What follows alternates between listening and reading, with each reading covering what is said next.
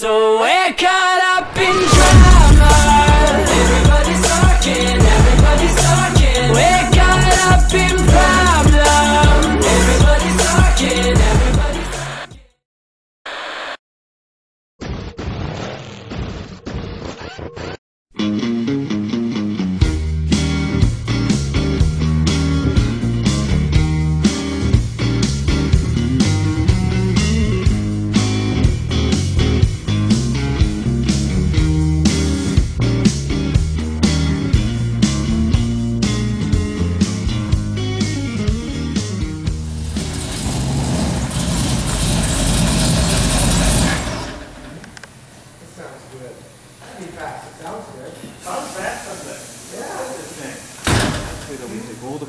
take away all the cars, we take away everything, and you have $2,000 to buy a car to drive around. What would that be? What would it be? $2,000? Probably something American, mid-60s. Those are pretty easy to work on and pretty reliable. American cars didn't really get a bad reputation until the 70s and the 80s. That's when they were building kind of crappy cars. But up to that point, they were really world standard stuff.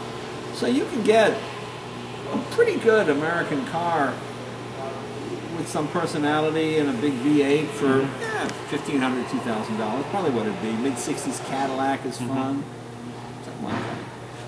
You always said that you don't really own these cars. You actually just nurture them for, you try to the save them. You know, I just next... bought that old steamer back there from a 75-year-old guy who's had it 30 or 35 years. And he got it from an old guy.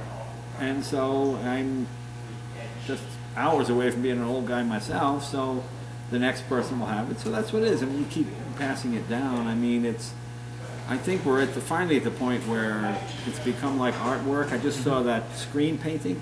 You know, just sold for $120 million. So if that can go for $120 million, suddenly $25 million for a Ferrari GTO doesn't seem that crazy. I mean, that one actually moves and you can use it and enjoy it, and it's, you know, sort of kinetic artwork, as you say. So I think we're finally at the point where these things are being saved and respected as artwork, and you know, they all reflect the personalities of countries that they were built in. German cars seem very German. Even people who don't know cars, they go, oh, that's an American car, obviously, or that's an English car. Oh, that looks Italian, and people know nothing about cars. When you say that you're actually keeping some of these cars for their next owners, I'm sure there must be some exceptions where you have a real sentimental attachment to some. Well, I have a sentimental attachment to all of them, but by the next owners, I mean I'm not going to sell them before I die. So, you know, you just want to keep them running and keep them in good shape. Because, you know, once technology is lost, it gets lost forever unless somebody passes it on. That car right there that he's working on, the Doble steam car. Very unusual car. I had some Mercedes-Benz engineers come to the garage. And I told them it's a steam car that you can drive away in under a minute. Oh, it's not possible. It cannot be done. Oh yeah, no, it's not the way. It's not done to steam. You must heat the water. And they were astounded by it because the technology that just came and went in their lifetime, you know. And if someone doesn't pass it on, it just gets lost. 1907. Now, 1907, this car went 106 miles per hour. This car. Land speed record.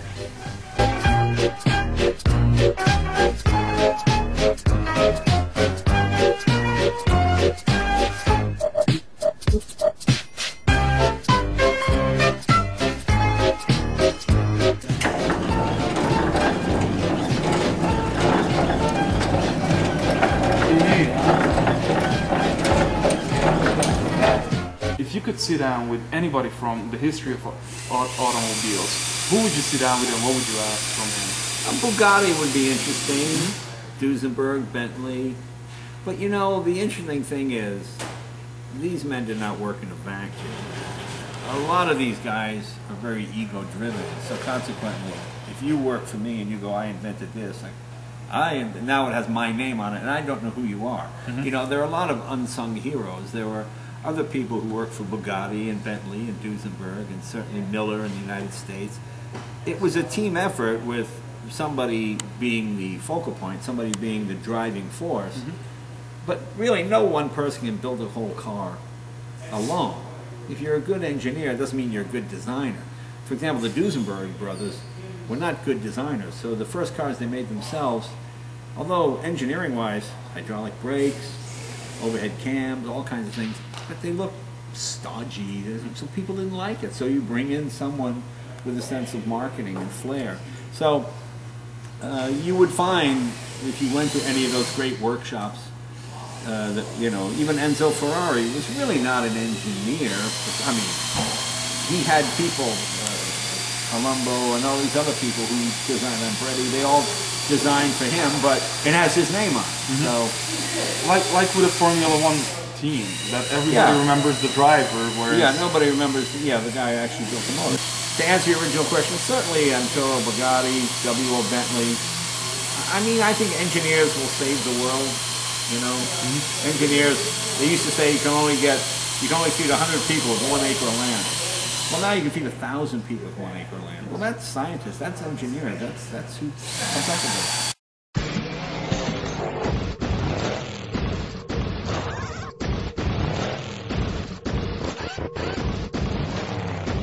Which aspect is the one that really drives you towards cars? The engineering side of it, or maybe the stories behind them, or the looks? Well, you know what's interesting is that we live in a time now where all world information is shared at exactly the same time. When you look at a car like the Tatra, magnesium overhead cam V8 hanging way out the ass end of the car. When you open up the transmission, all the gears are going the other way. But he built it without knowing what people on the other side of the Tatra Mountains were doing. So that's what he came up with. Look at Citroën. I mean, Citroën, they have their own way of doing things. It's completely different. Their suspension, everything is completely different than what anybody else is doing. I sort of miss that. I like cars that reflect the countries in which they live in. You know, they have the personalities of the car. I mean, American cars, we have such vast tracts of land. Well, they don't want anything tricky. Big engine, working very slowly, very reliable, go down the road. England, little windy roads, little sports cars, 1,500 cc's. You know, each country has its own. You know, England, they used to tax you by the bore. So, consequently, to get around that, they come out with long stroke motors. So, like the old Bentleys, a little piston like this with a long stroke and lots of torque. In France, they tax you by the displacement. So, they have little tiny pistons, just revving up loudly and moving quickly. So I enjoy that aspect of it, watching different nations come up with their own solution.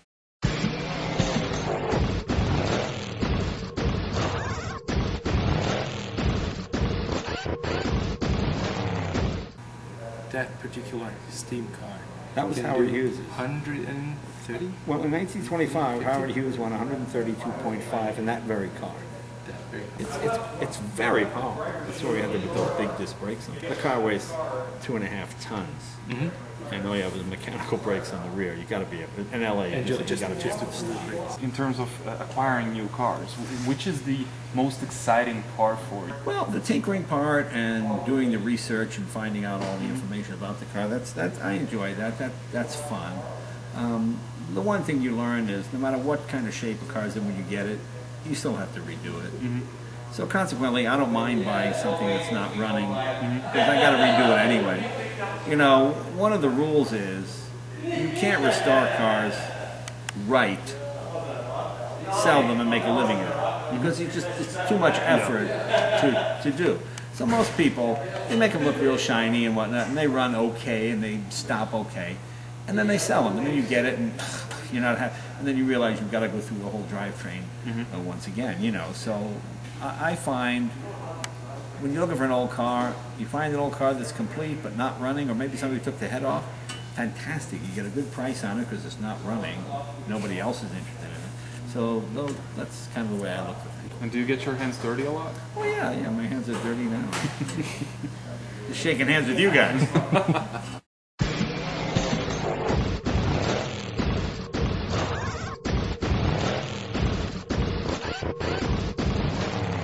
Why aren't there any Ferraris? I don't have any. I like Ferraris. It's just that whenever I went to buy one, I could never actually buy one. I would always be, okay, I'm interested. All right, okay, I am not the actual owner. Mr. Hakaka, who's in Pakistan. And they all seem to have 29,000 miles on them. Then you go on the Ferrari registry and you go, oh, it has 29,000 miles. In 1972 it had 29,000 miles. It just seems to be, it's just hard to buy them. And now they've gotten so expensive that, to me, the joy is in driving the cars. You know, when I got into this, you could pick up a Lamborghini, a second-hand Lamborghini, for a tenth of what a Ferrari was. Like Espadas, you could get for $5,000, $6,000. The yellow Miura next door, I got for free. Dean Martin bought it new. His kid blew up the engine. A friend of mine was a teacher. He got it. This is back in the 80s. And the mechanic said, it costs more to fix than the car's worth. Might as well junk it. So he said to me, you want it? I'm just going to junk it. I said, yeah, okay, I'll take it. Well, I mean, he's shooting himself now, but we put it back together and we got it running. And since Lamborghinis don't have engine numbers really, at least the early ones, it doesn't matter what it's got a proper Miura engine in. And we put it together. Now, if that had been a Ferrari, it would have probably been $15,000 or $20,000 or $30,000. But Lamborghini was not the revered mark, 25 years ago that it is now. So it was just easier to buy Lamborghinis and some other exotics. Yeah, I'm just still trying to process the sentence where you said that, oh yeah, I'm going to jump that Miura.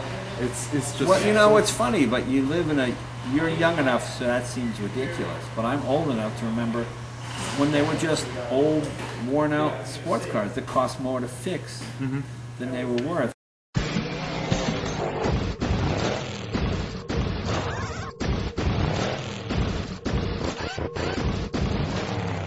We just couldn't decide if it is really possible that that's the sound of a Countach at high revs.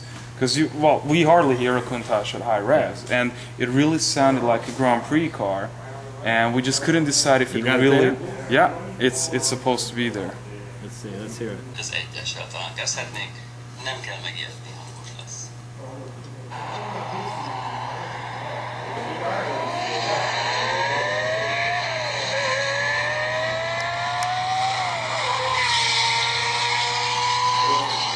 That's not a Countach? Well, Valószínűleg mindannyian hallották. boy, it sounds more Formula One to me than Countach, you say, not Gelato Yeah. Gelato. No, Countach. Well, the other thing that's weird is the shift is so quick. It sounds. It sounds paddle shifter. It doesn't sound because most. I mean, you have that. Yeah. You got a long time. I mean, it sounds way too quick. But I could be wrong. I could be wrong. It certainly doesn't have stock exhaust on it. And that sounds like 9,500 RPM. It doesn't sound like any Countach. Well, just the way it's shit. I'm playing it again.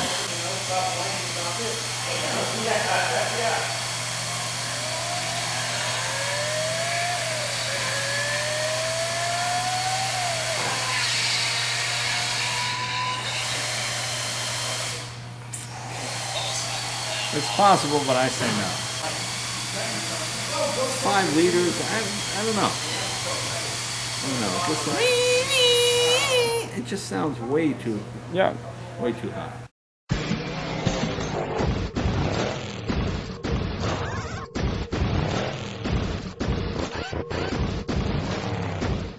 Can you tell me a bit about the Shotwell? I am really fascinated by its story, but I just... Well, the Shotwell is an interesting car. That it was built by a 17-year-old kid, and asked his father to get him a car, and they didn't have any money. So he and his father went down to the junkyard. They bought an Indian motorcycle engine, a 4-cylinder engine, and they bought a bunch of Model A parts and old Ford parts, and they built that car. And he drove it from Minnesota up to Alaska, all the way down to San Diego during the Depression, he and his brother.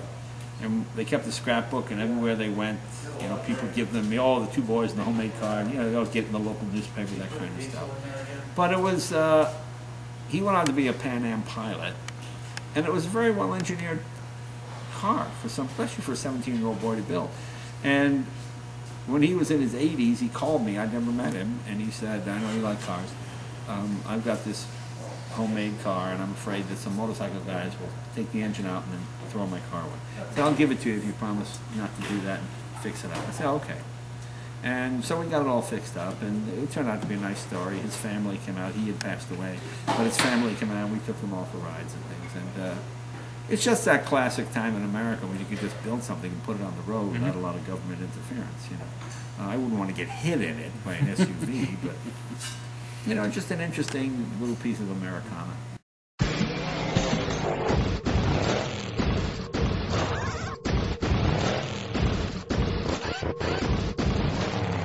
Like when I was a kid, I remember in high school we used to buy 59 Cadillacs, you know, with the big fins, for like $300. The guys would enter them in demolition derbies because there was big sort of crack, go out and smash them up. And then I went to Pebble Beach one time, and a buddy of mine said, I'm going to bid on this 59 Cadillac. I said, how much? He goes, 75. I go, 7,500? That's a lot. He goes, no, 75,000. I go, 75,000 for 59? I used to buy those for $300. I mean, I knew they were expensive, but it just didn't dawn on me. And that's what happens, you know, even big cars like Duesenbergs and those kind of things. Well, during the war and when gasoline got expensive, they were just gas guzzlers. Get them out of here. The Tata Nano. You It know, was the most surprising for me to see. well, it that here. was fun. Ratan Tata is a friend of mine, and he sent me that one. You can't drive it on the street here in America. I mean, they're like, the police are like, we had to drain the fluids out, take the battery. Don't even think of going. They see that on the road, they'll grab it and crush it. So, yeah. And how does it feel to drive? Well, I've just driven it right around here, so we're going to road test it next Saturday. It's $2,700. I mean, it's a cam belt for a Ferrari. Are there any, apart from the Tatra, of which I'm a big fan, but are there any other Eastern European cars that you fancy? Well, you know what it is? I like cars that were ahead of their time in their time. Cars that were noble failures because the engineers or the people put more into them than was necessary to sell it. Like the Cosmo, for example. The problem with the Cosmo was you're selling a Japanese product just 20 years after the war with an engine nobody ever heard of, a rotary, what's that, for the same price as a Corvette or an XKE. So you have this little tiny car that nobody had ever heard of with an engine that nobody knows how it works, or this big car with 400 horsepower. It's easy to, you know. Destined to be Yeah, fail. so, I mean, that's why. Plus, they didn't know how to market it. You know, when you see ads for the Cosmo, it's all those Japanese guys with Beatle haircuts and playing rock and roll. I mean, it's just funny. It was just that weird time in history, you know. That's where Lee Iacocca was very smart. Lee Iacocca, when he came out with the Mustang, originally it was supposed to have independent suspension. He goes, nobody cares about that. Just make it look good, put some springs on it, get it out the door. And sold it very cheaply and sold a gazillion of them.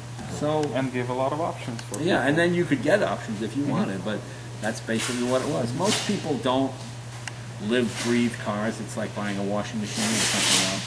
And they like how it looks on the outside. Trying to sell technical superiority is very hard to do. The one I chased for a long time was the Chrysler Turbine car. There aren't any of those. I went to see that when I was 14 years old at the World's Fair. They had one going around a pit. And then my father going, well, we stand in line to see a goddamn car. This is crazy. Just watch a car go around. What the hell is that? My dad was not a car guy. So, yeah, that was, I think, a really technically interesting. I mean, that was a time in America when most Chinese and Eastern Europeans didn't even have piston cars. Americans are driving around in jet cars. That's unbelievable. You don't have a piston car, there's a jet car. That was crazy. You know. And the jet bike. The jet bike's a lot of fun too. That just shuts the Harley guys right up. You know, you pull up in the jet bike, and it makes all sorts of people just back.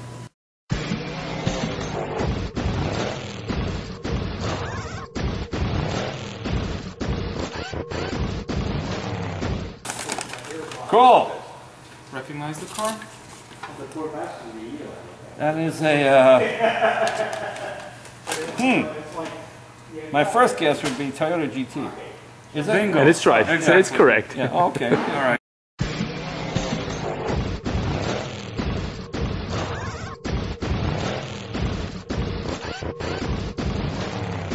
How many jeans shirts do you own? There's a lot of these jean shirts. You know, it became sort of a joke, and then people come and they give you one as a gift, and I go, thank you. And then you realize you have like 50 of them or 100 of them. You know what it is? Since when we do the web shoot for my in-house garage, I'll shoot a part of it tonight, and then I have to go back to work, and I'll come back tomorrow and shoot.